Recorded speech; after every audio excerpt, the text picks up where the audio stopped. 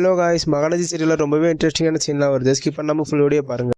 இங்க குமரனுமே காலங்கத்தால இந்த பக்கம் டைலர் ஷாப்பு கிளம்பி போறதுக்காக ரெடி ஆயிட்டு இருக்காரு.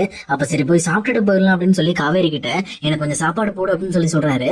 ஆனா காவேரியுமே இன்னுமே குமரன் மேல கொஞ்சம் சந்தேகம் இருக்கிறதுனால குமரனை பார்த்து அப்பப்ப ஜாடா மடையா பேசிக்கிட்டே இருக்காங்க. இதை பார்த்து குமரனும் டக்குன்னு வேக வேகமா சாப்பிட்டுட்டு டக்குன்னு டைலரிங் ஷாப்புக்கு போயிட்டு அங்க இருக்கிற பெண்டிங் ஒரு கிளம்பி முடிச்சுக்கிட்டு இருக்காரு. அதே நேரத்துல இன்னொரு பக்கம் அவருக்கு ஒரு காலமே வருது. சொல்லப்போனா அவர் ஏற்கனவே கலந்துகிட்ட காம்படிஷன்ல அவர் செலக்ட் ஆயிட்டாருன்னு. அதே நேரம் அதுல 3 பேர்ல இவரும் ஒருத்தரா இருக்காரு. அதனால நீங்க தான் ஃபர்ஸ்டா செலக்ட் ஆயிருக்கீங்க, நீங்க இந்த மாதிரி இன்னைக்கு மேடையில பேச வேண்டியது இருக்கும் அப்படின்னு சொல்லி சொல்றாங்க. இதை கேட்டோன்னு இந்த பக்கம் குமரன் ரொம்பவே சர்ப்ரைஸ் ஆயிடுறாரு. அதே நேரம் இந்த பக்கம் நம்ம வீட்டுக்கு தெரியாம செலக்ட் ஆயிட்டு அதுக்கப்புறம் நம்ம கங்காவுக்கு சர்ப்ரைஸ் கொடுப்போம் அப்படின்னு சொல்லிட்டு அவருமே டைரக்டா கிளம்பி இந்த பக்கம் ஷோக்கு போயிடுறாரு.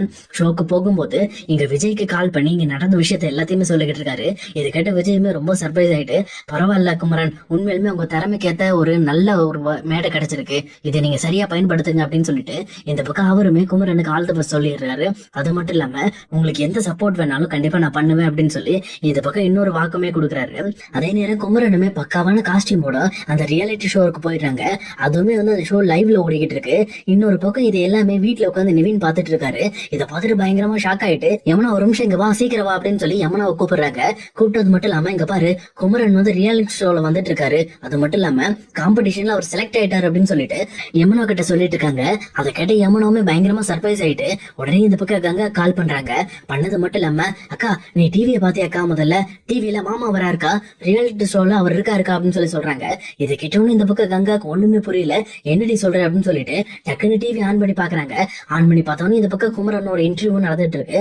அப்ப கரெக்டா அங்க இருக்கிற செலிபிரிட்டியுமே இந்த பக்கம், சார் இந்த காம்படிஷனுக்கு வர்றதுக்கு நீங்க பயங்கரமா கஷ்டப்பட்டிருக்கீங்க, சொல்லப்போனா நீங்க எந்த இடத்துல இருந்து ஆரம்பிச்சிருக்கீங்க, உங்களோட உண்மையான தொழில் என்ன அப்படிங்கிற மாதிரி எல்லாமே கேக்குறாங்க.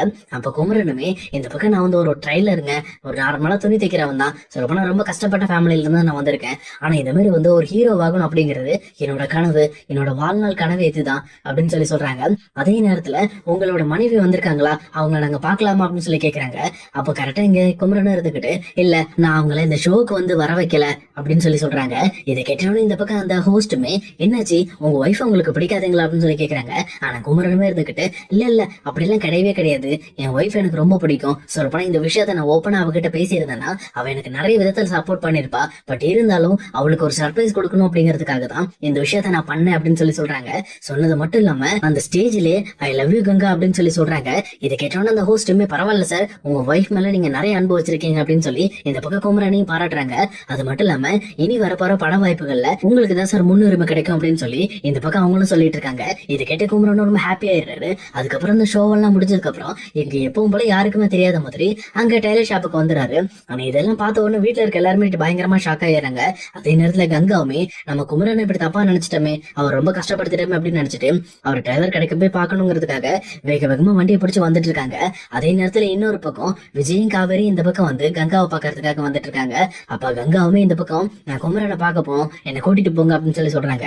உடனே அவங்க கார்லயே இந்த பக்கம் கங்காவை கூட்டிட்டு போயிட்டு இருக்காங்க. அவ போயிட்டு இருக்க வழியில கங்காவும் அழுறாங்க. உடனே காவேரி இருந்துகிட்டு, எதுக்காக அழுற அப்படின்னு சொல்லி கேக்குறப்போ, இல்லடி இந்த மனுஷனுக்குள்ள இவ்வளவு திறமை இருந்திருக்கு, இந்த திறமைய நிரூபிச்சுட்டாரு, பட் அதை என்கிட்ட சொல்லாம பண்ணிட்டாரு, எனக்கு எவ்வளவு கஷ்டமா இருக்கு தெரியுமா, இது தெரியாம அவரை போட்டு நான் 2-3 நாளா ரொம்ப கஷ்டப்படுத்திட்டு இருக்கேன், தப்பா நினைச்சிட்டு இருந்தேன், சொல்லப்போனா அவர் என் மேல எவ்வளவு அனுபவிச்சிருக்காரு பாரு அப்படின்னு சொல்லி இந்த பக்கம் குமரன் நினைச்சு பயங்கரமா ஃபீல் பண்ணிக்கிட்டு இருக்காங்க. அதே நேரத்துல இன்னொரு பக்கம் விஜயுமே இந்த பக்கம் காவேரியை பார்த்து சிரிச்சுக்கிட்டே இருக்காங்க. என்ன காவேரி, இந்த மாதிரி அன்பு உனக்குள்ள இருக்கா, இல்ல மறந்துட்டியா அப்படின்னு சொல்லி கேக்குறாங்க. நீங்க வேற சும்மா இருங்க, அக்காவோட சென்டிமெண்டோட விளையாடிட்டு இருக்காதீங்க, அங்க போயிட்டு பேசிக்கலாம் அப்படின்னு சொல்லிட்டு இந்த பக்கம் அவங்களுமே டைலர் ஷாப் போயிடுறாங்க. போனதுக்கு அப்புறம் இங்க கங்காவுமே இறங்கி நின்று இந்த பக்கம் குமரனை பார்த்துட்டு இருக்காங்க. குமரனுமே எந்த ஒரு ஆர்ப்பாட்டமும் இல்லாம, எந்த ஒரு பயங்கரமான செலிப்ரேஷனும் இல்லாம எப்பவும் போல உட்காந்து துணி தைச்சுக்கிட்டு இருக்காரு. இதை பார்த்துட்டு பயங்கரமா ஃபீல் பண்ண ஆரம்பிக்கிறாங்க. உடனே குமரன் பக்கத்துல போயிட்டு, ஏங்க இந்த மாதிரி ஒரு விஷயம் நடந்திருக்கு, அந்த விஷயத்த என்கிட்ட சொல்லாம இருந்துட்டீங்களே அப்படின்னு சொல்லிட்டு ரொம்பவே கோவப்பட ஆரம்பிக்கிறாங்க. இதை பார்த்தவொன்னே இங்க குமரனுக்கு ஒண்ணுமே புரியல, என்னாச்சு அப்படின்னு சொல்லிட்டு இந்த பக்கம் பின்னாடி எட்டி பாக்குறாரு. பார்த்தவொன்னதான் விஜயும் காவேரியும் நிக்கிறாங்க. அவங்கள பார்த்துட்டு இந்த பக்கம் என்னாச்சு அப்படின்னு சொல்லி கேக்குறாங்க. காமிக்கிறாங்க. அவன் உடனே விஜயுமே கையில சிம்பிள் காட்டுறாரு. இந்த மாதிரி நீங்க டிவி ஷோல வந்தது வெளியில வந்துருச்சு அப்படின்றத சொல்றாங்க. இது கேட்டோன்னு நீங்க குமரனும், இல்ல கங்கா, நான் உன்னை வந்து கண்டிப்பா இன்வைட் பண்ணிருக்கணும், சொல்லப்போனா உனக்கு ஒரு சர்ப்ரைஸ் கொடுக்கலாங்கிறதுக்காக தான் இதை நான் பண்ணேன், மத்தபடி வேற எந்த ஒரு எண்ணமும் கிடையாது, உன்னை அவாய்ட் பண்ணணும்லாம் என்ன கிடையாது அப்படின்னு சொல்லி அவங்களுமே ரொம்பவே பார்த்து பார்த்து பேசிட்டு இருக்காங்க. ஆனா இதெல்லாம் பார்த்துட்டு இருக்க கங்காவுமே, நீங்க பேசின எல்லாத்தையும் கேட்டேன், என்னன்னா உங்களுக்கு ரொம்ப பிடிக்குமா அப்படின்னு சொல்லி கேக்குறாங்க. உடனே இந்த பக்கம், ஆமா கங்கா, கண்டிப்பா எனக்கு உன்னை ரொம்பவே பிடிக்கும், ஏன்னா என் லைஃப்ல உன்னை நான் மிஸ் பண்ணக்கூடாதுன்னு நினைக்கிறேன் அப்படின்னு சொல்லிட்டு ரொம்பவே அவங்களுமே வந்து ஆசையா பேசிட்டு இருக்காங்க. அதே நேரத்துல இதெல்லாம் பார்த்துட்டு இருக்காங்க ரொம்பவே எமோஷனல் ஆகி இந்த பக்கம் குமரனை கட்டி பிடிச்சிடுறாங்க. இதை பார்த்துட்டு இருக்க காவேரி விஜய்க்குமே பயங்கரமா ஷாக் ஆயிடுது. பரவாயில்ல, இவங்க உண்மையிலுமே ஒரு பர்ஃபெக்டான கப்பல் அப்படிங்கறத இவங்க ரெண்டு முன்னாடியே பார்த்துட்டு இருக்காங்க. இன்னொரு பக்கம் எங்க காவேரியுமே, இனிமேல் எந்த காரணத்து கொண்டும் எல்லா விஷயமா இருந்தாலும் என்கிட்ட சொல்லணும், இந்த மாதிரி என்கிட்ட இருந்து எதையும் மறைக்க கூடாது அப்படின்னு சொல்லி சொல்றாங்க. இதை கேட்ட குமரனும், கண்டிப்பா என் பொண்டாட்டில இருந்து இனிமேல் நான் மறைப்பேனா, எந்த ஒரு விஷயத்தையும் இனிமேல் என் ஒய்ஃபு கிட்ட மறைக்க மாட்டேன் அப்படின்னு சொல்லிட்டு இந்த பக்கம் பின்னாடி இருக்கிற விஜயை பார்த்து தம்ஸ் அப் சிம்பிள் காட்டுறாங்க. சொல்லப்போனா இங்க விஜய் தான் அவருக்காக நிறைய இடத்துல வந்து ஹெல்ப் பண்ணாரு.